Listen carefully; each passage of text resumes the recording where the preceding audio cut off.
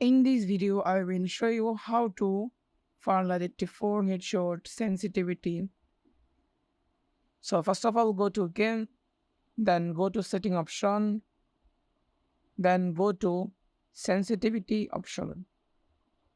Then you can see here fifth option, which is camera firing, viewfinder, vehicle, gray scope.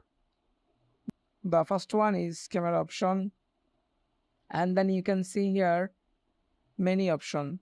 Then increase weapon skill is 110. Then shoulder MBO is increased 73. Then 2 scope is increased 51. Then 80 scope is increased 17.